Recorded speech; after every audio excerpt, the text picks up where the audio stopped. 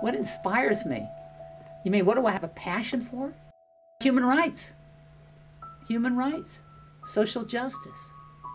You don't win a lot of victories in this area. So you have to be buoyed up to pursue by something beyond, above yourself. And that is my firm belief that this is the life that I'm meant to follow, and hope to continue till my last days. Well, as I say, I came from a home. My mother was a very devout Catholic. My dad was actually unchurched, and so my mom put me in Catholic school. I knew some of the sisters that were my teachers, and I began to know them as friends. And I was very inspired by their lives. They seemed to be very happy people. They loved kids. They seemed to love their teaching. They were all individuals, and I thought, well, this seems like a great life. I'd always wanted to be a teacher. So totally my years in education were 50. And then after that, in 1999, I was asked if I would be the promoter of social justice for our sisters, leaving the education and going into a new area.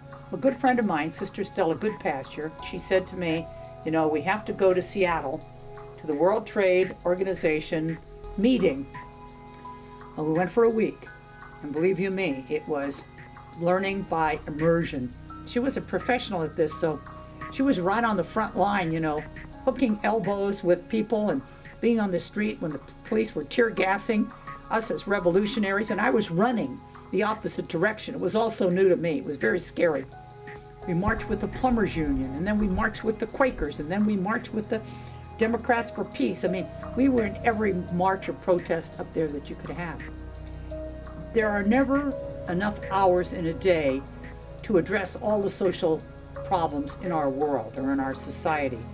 But I knew that leading the sisters in one way to take corporate stances against certain injustices was what I was going to do.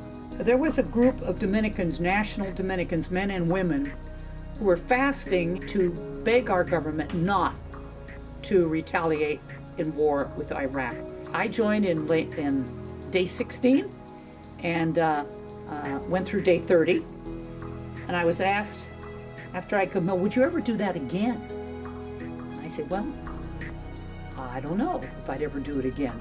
I would never attempt to do it alone, but maybe in community for a cause as important to me as the Iraq War, yes, I could, probably, yes. I have a group of sisters, about 14 of us, that go to the Marin County Jail every Sunday afternoon, visit the women for an hour. I personally visit in Folsom Prison, a gentleman there, and 2 gentlemen on death row in San Quentin. And as far as what keeps us going back to jail for the women is a sense that we are so grateful for that. And it's such a gift that we can give, and they give back so much to us. I always come out of that jail inspired by their faith. And again, this is an implementation of our abolition of the death penalty. We hold in our convent, our gathering space in San Rafael, a prayer vigil the night of any scheduled execution at San Quentin. And we protest there. And we cross the line in civil disobedience, and we risk our arrest. And people say, why would you do a thing like that? What does it mean? Is it going to change anything? It means a lot to me in terms of saying, I am putting my body where my mouth is. I had a niece by marriage who was a hospice nurse, and I was very out of shape. I was very overweight. I was smoking. She said to me, if you want to live to see the kids grow and marry, you've got to do something about your lifestyle. And I was 48 years old at the time. And I finally gave in, and I started to run.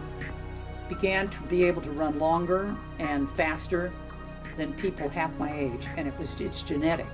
Once I realized that I was good at it, I thought, well, this is all part of life. God expects us to live our lives to the fullest, to be the best persons we can be. And if I was meant to be an athlete, I guess I should work at it. So then I started to work at it. I started marathoning, and it goes on, and you know, I was winning and sponsored by Nike, and traveling around the country talking, giving motivational talks to women. So I got to run in the trials then in '84 for the Olympic Games in Los Angeles. So that was my crowning long distance story. I guess when I was 60 years old, I ran 5K on the track and set an American record there. I've been very, very lucky. And then, you know, to be nominated here, the heart of Christianity. Well, I'm going to say the heart of all religion that I know of is compassion. Our God is a God of compassion, the heart of compassion, enfleshed compassion. And so when we imitate that, try to hold that kind of a heart for the world, we're our best selves.